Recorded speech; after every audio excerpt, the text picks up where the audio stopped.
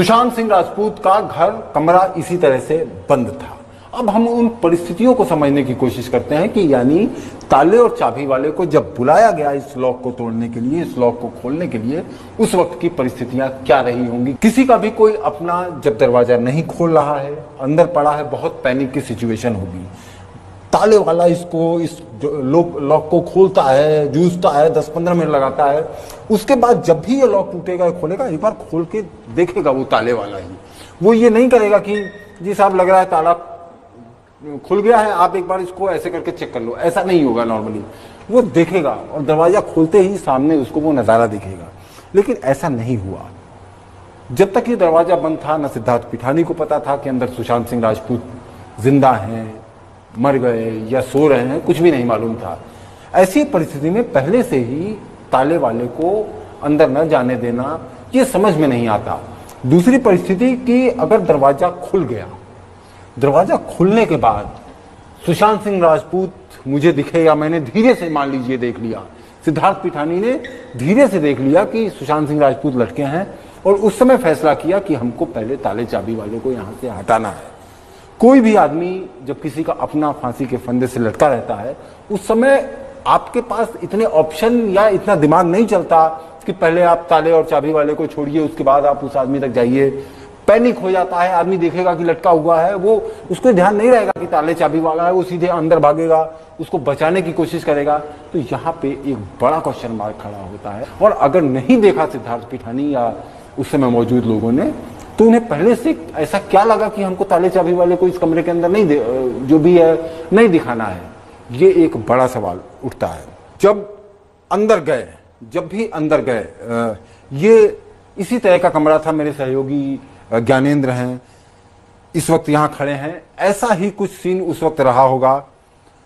किसी भी अपने को जब भी इस हालत में कोई भी देखता है, उसके दिमाग में ये चीजें नहीं होती कि पहले हम चाबी वाले को कहां छोड़ें, ताले वाले को कहां छोड़ें। वो शॉक होता है, पैनिक की सिचुएशन होती है। लेकिन यहां पर कुछ भी आगे बढ़ने से पहले ताले और चाबी वाले को सोसाइटी के गेट से बाहर भेजा गया। कोई भी अपना जब मरता है तो क्या इतना दिमाग काम करता है कि पहले हम किसी दूसरे को भेजें, बाकी प्रक्रिया अपनाएं, उसके बाद उस आदमी के पास जाएं? देखिए, जब मैं किसी अपने को कमरे में फांसी पर लटकता हुआ देखूंगा तो मैं कुछ देर के लिए बिल्कुल भौचक्का रह जाऊंगा।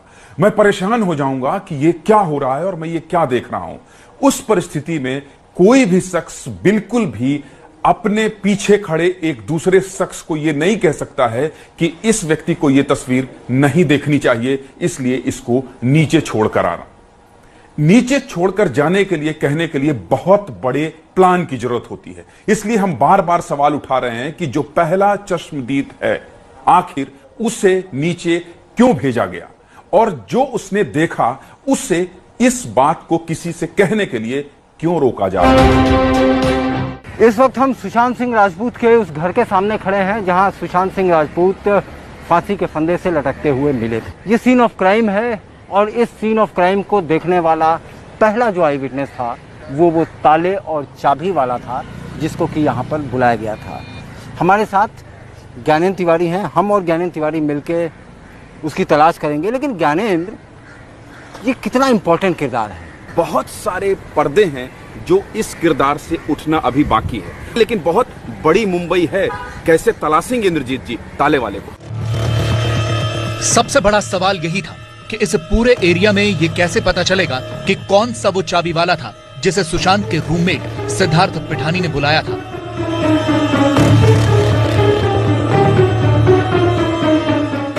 सिद्धार्थ ने बयान दिया था कि गूगल पर ताले वाले को खोजा गया था और उसे आने में 10 मिनट लगे थे।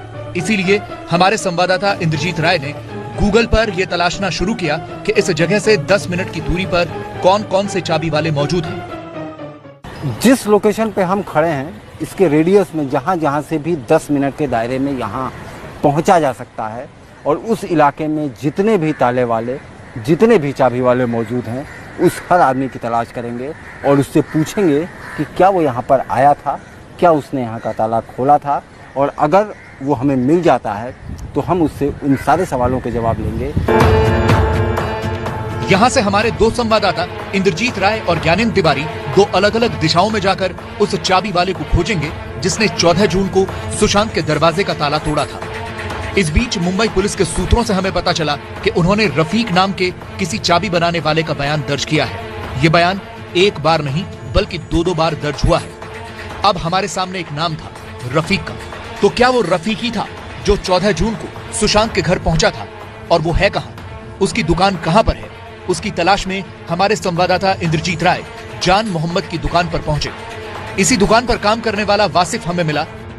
हमने उससे पूछा कि क्या वो या उसका कोई जानने वाला सुशांत के फ्लैट पर गया था। शांत वाले घर पे कौन गया था चाबी बनाने? मेरे को नहीं मालूम। आसपास कितने चाबी वाले हैं? और चाबी वाले यहाँ पर स्टेशन पे है 2 चाबी वाले, वहाँ बालाजी के पास 2-3 चाबी वाले और बाबा हॉस्पिटल के पास 2-4 चाबी वाले। इंद्रजीत को यहाँ तो सफलता नहीं मिली, लेकिन उनकी तलाश अभी आगे जारी थी। उधर हमारे दूसरे संवाददाता ज्ञानेंद्र तिवारी भी इसी इलाके में दूसरे चाबी वालों की पड़ताल कर रहे थे। भैया ये ताला चाबी बनाने वाला कहाँ है, पता है क्या? ये देखो उधर है। कहाँ? वो उधर है। अच्छा, हॉस्पिटल के बगल में। हाँ बस। आगे हमें विक्की शाह की ये दुकान मिली। विक्की शाह हमसे बात करने को तैयार हो गए। सुशांत के घर गया था, वो कौन चाबी वाला था? पता नहीं सर, मुझे नहीं मालूम। यहाँ पर जितने लोग हैं बांद्रा पुलिस स्टेशन के अगल बगल ताला चाबी वाले, वो उनकी हम लोग पड़ताल कर रहे हैं।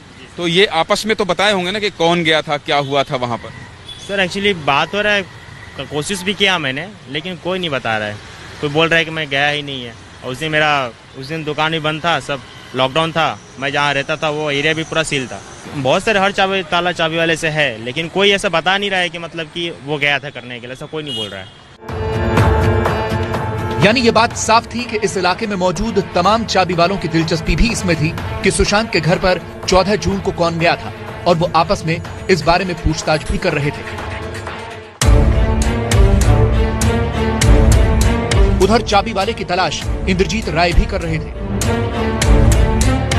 ये बांद्रा थाने के आसपास का इलाका है और इस इलाके में बहुत से चाबी वाले हैं। आगे हमें पेड़ पर टंगा ये बोर्ड दिखा, जावेद की मेकर। जावेद बगल में ही थे। हमने अपनी पूछताछ शुरू की। में चाबी बनाने आप ही गए थे? नहीं सर। क्या नाम है आपका? जावेद। हैं? जावेद।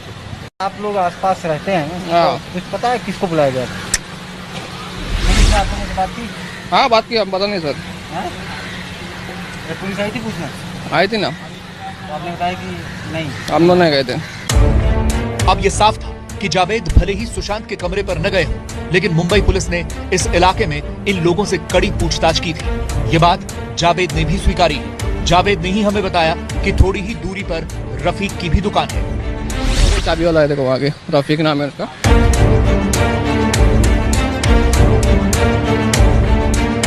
हम रफीक की दुकान के पास पहुंचे। सामने बोर्ड लगा था और बगल में एक शख्स खाना खा रहा था। हम पूछ ही रहे थे कि रफीक कौन है, तब तक वो खुद ही बोल पड़ा कि मैं उस दिन वहां नहीं गया था। मैं नहीं गया था। मैं नहीं गया था उधर पे। आज आप नहीं गए थे? नहीं। पुलिस वाले तो आपका नाम बता रहे हैं कि आप कौन सा पुलिस वाला बता रहा है? बुलाओ इधर बात करें। रफीक उर्फ तो कोई बुलाओ दूसरा है तो क्या रफीक? बुलाओ तो सही बात करें। पुलिस कोई नहीं आया।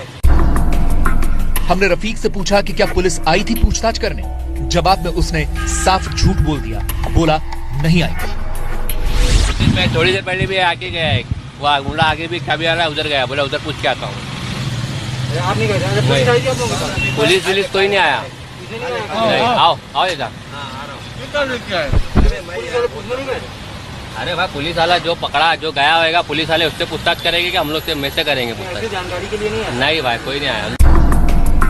रफीक झूठ बोल रहा था क्योंकि उससे पहले जावेद नाम के चाबी वाले ने साफ कहा था कि पुलिस ने पूछताछ की थी। हमने रफीक और उसके साथियों को खाना खाने के लिए छोड़ दिया। असल में रफीक की इस दुकान पर 3 लोग काम करते हैं। ये जो बुजुर्गवार आपको दिख रहे हैं, ये और रफीक चाबी बनाने का काम करते हैं और इनका एक हेल्पर भी है। हमने फिर से रफीक को खंगालना शुरू किया। बातचीत बुजुर्गवार से हुई। वो भी कुछ भी बोलने को तैयार नहीं थे। अब आप ही आ रहे इतने टाइम के बाद, ये तो उस दिन के 4-5 दिन के अंदर का किस्सा है। नहीं तो आप भी ये है मीडिया वाले, तो मैं भी जरा म्यूनसिपलिटी के कानून का ऐसा जानता हूँ। रिकॉर्डिंग कर रहा है उधर। अभी तो इंटरव्यू आप देंगे क्या इंटरव्यू दे सकते हैं? हम नहीं देंगे भाई, हम लोग गरीब आदमी, हम लोग के वादे हो जाएंगे ना, कैसा देंगे इंटरव्यू? हाँ अभी तुम लोग जब आते जब पूछते हमको। एक तो हम लोग बीमार आदमी। नहीं तो इंटरव्यू देने में कोई ऐसी बुराई नहीं भाई हमने उन्हें मांगता उसमें जाना ही नहीं है हमको। वो किधर हम लोग किधर। को देश की जनता को पता होना चाहिए कि चाबी तो वाला आपकी बात मैं बराबर बोल रहा हूँ। कि चाबी वाला कोई है भी कि नहीं है, उन लोगों ने खुद ही तोड़ लिया। हाँ ये वहीं पूछो वॉचमैन को आजू बाजू को कौन आया था। अब वहाँ हुआ साहब आप बांद्रा में यहाँ पूछेंगे तो कैसा चलेगा।